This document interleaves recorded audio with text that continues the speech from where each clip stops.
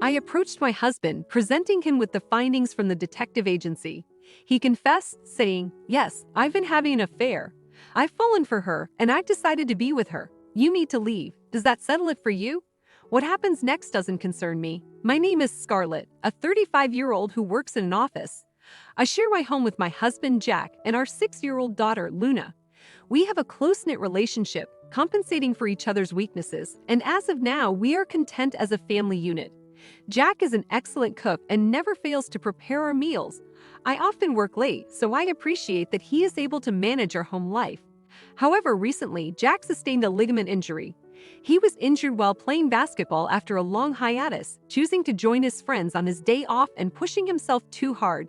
Even though he is 5 years younger than me, Jack is already 33. He was once skilled at basketball, but he hasn't practiced since he started working.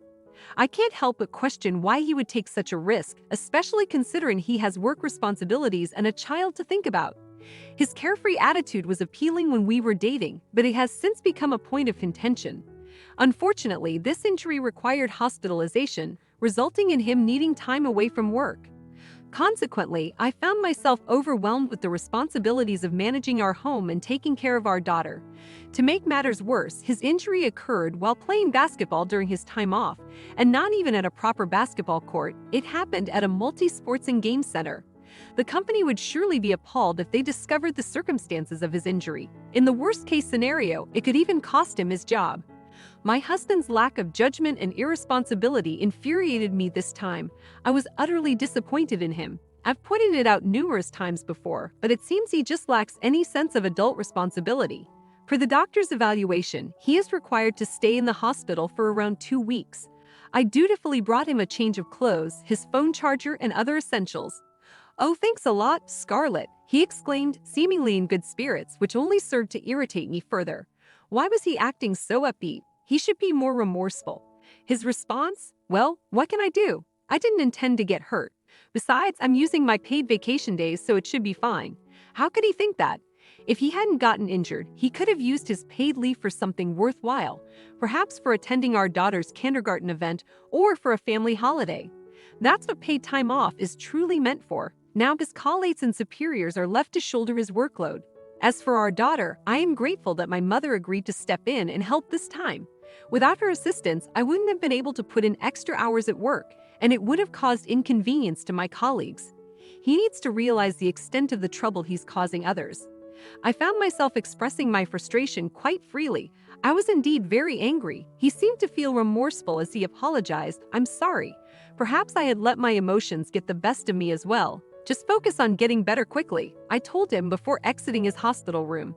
Work has been exceedingly demanding, with or without my husband's situation to consider. I initially thought about asking my mother to extend her help with my daughter, but once my boss and colleagues learned about my husband's hospitalization, they insisted I needn't work late. Their understanding made it possible for me to leave the office on time, providing me with the chance to prepare dinner at home and share a meal with my daughter. I was grateful that I didn't have to impose on my mother too much, and I truly appreciated the support from my workplace. A week into my husband's hospital stay, my daughter and I, joined by my mother, decided to pay him a visit after work. As we approached his hospital room, I could hear laughter in a woman's voice. My mind raced. Could it be a co-worker or a subordinate from his office? Upon entering, we found a young, slender, and notably attractive nurse. "Oh, here are your wife and lovely daughter. I'll leave you all to catch up," she said, offering a quick bow before exiting the room. I couldn't help but think he's in here casually chatting away with a beautiful nurse while I'm juggling everything at home. I must have shot him a frosty look as he suddenly appeared uneasy. "Hey, thanks for coming," he greeted us, his voice laced with nervousness. Thankfully, my daughter's enthusiasm spared him from any immediate reprimand from me. "Daddy," she exclaimed joyously, rushing to embrace him. It had been a whole week since their last meeting. "Luna, I've missed you so much. How's your leg feeling?" "With you here, I think I'll get better in no time." "So does this mean you'll be coming back home soon?" Luna's face lit up with joy as she exclaimed, "Yes, I will. Yay, yay." Seeing my daughter's happiness made me decide to hold off on scolding my husband for the time being. After our visit, as we were leaving, my mother couldn't help but mention, Did you notice how that young nurse called Jack's name? She seemed quite familiar with him. Now that she brought it up, it did strike me as unusually intimate. But I couldn't fathom that my husband would be bold enough to engage in anything inappropriate with a beautiful young nurse, especially under these circumstances. Besides, I doubted she would even be interested in him. However, I couldn't completely rule out the possibility. They do say nurses don't interact with many men outside of work. Could she possibly be preying on him? 2 weeks post-injury, my husband was finally discharged from the hospital. When I arrived at his room to pick him up, I once again found him in cheerful conversation with the same attractive nurse. Oddly enough, on our car ride home, he seemed disinterested and bored, a stark contrast to his lively demeanor at the hospital. One would think he'd be elated to finally leave the hospital. Finding his behavior suspicious, I resolved to employ a detective agency to delve into the matter. The results were swift and unambiguous, revealing undeniable evidence of my husband's affair with the young nurse. He'd claimed his post-discharge visits to the hospital were for rehabilitation. However, this clearly wasn't the case. His leg had completely recovered, yet he fabricated a story about needing rehabilitation just to visit the nurse's residence. I was in utter disbelief. How could my husband possibly be involved with that gorgeous nurse? What on earth was she thinking? Did attractive nurses have such peculiar tastes? Armed with the evidence collected by the detective agency, I confronted him. His response was shocking. "Yes, I'm having an affair. I'm completely smitten with her, and I've decided to be with her. You need to leave. Honestly, I don't care about the consequences. I'm in love with her." "Fine, do as you please. This is absurd." Without a second thought, I packed my belongings, took our daughter, and left for my parents' house. When I explained the situation to my mother, she was livid. "I knew something was off. You've always been perceptive," she commended me. Following that, I proceeded to divorce my husband with the assistance of a lawyer, ensuring I received alimony and my fair share of the property. Although there was some contention regarding the asset division, I ultimately secured what I was entitled to. I thought I had finally rid myself of my husband and was ready to start anew with my daughter. However, just as I was settling into my new life, I began receiving persistent calls from an unknown number. Initially, I chose to ignore them, but their frequency compelled me to answer. "Hello," I said. Finally, she answers. "What's your problem?" A woman's voice snapped back. "Who is this?" I inquired. "I'm Hazel, Jack's new wife. You know, the other woman," she retorted. "What do you want from me?" I demanded. "You squeezed an exorbitant amount of alimony and property settlement out of my husband. He's forced to sell the house to pay it off," she accused. "I negotiated a fair settlement with my lawyer. The details of his finances aren't my concern.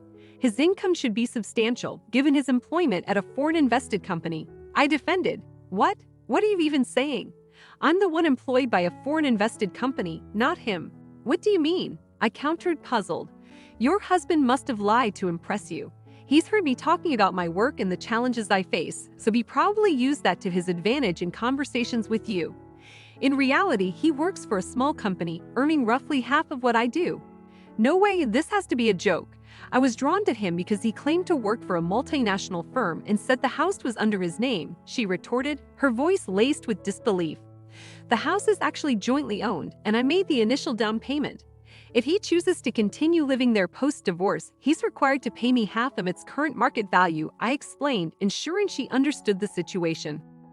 "This is unbelievable. He isn't particularly handsome, and he's not wealthy either. I don't see anything remotely appealing about him. I can't believe I fell for this," she lamented, her frustration apparent. "Well, regardless of his appeal or lack thereof for affairs, he was a decent father," I noted, trying to be fair despite the situation. "I couldn't care less about his parenting skills. I've been deceived," she exclaimed, her anger evident. "I sympathize with your situation, but make sure he keeps up with the alimony payments or you'll find yourself in a bind," I advised, attempting to bring a practical perspective to the conversation. Shortly afterward, my ex-husband reached out to me, his tone filled with complaints. His new partner, the nurse he had an affair with, had left him just before they were supposed to tie the knot. However, given that he'd initiated the entire ordeal by lying and trying to impress her, I couldn't help but feel that he was reaping what he'd sown. I'd bluntly told him, "If you're facing financial difficulties, maybe you should focus on earning as much as I do first." I ended the call, deciding to maintain minimal contact with my ex-husband, only interacting when our daughter expressed a desire to see him. Each time he laid eyes on me, he broke down in tears. Rumors reached me about the aftermath of his injury. It had created waves at his workplace, earning him the disdain of his boss and diminishing any prospects of future promotions.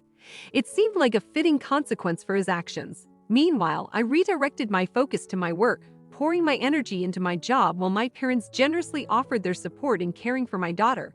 This arrangement ensured financial stability for my daughter's education and enabled us to enjoy family vacations on the weekends. Although the divorce was a significant change, my daughter remained her cheerful self, her smile as bright as ever. I am committed to preserving that smile, ready to face whatever comes our way with determination and resilience. Thank you for being a part of our story.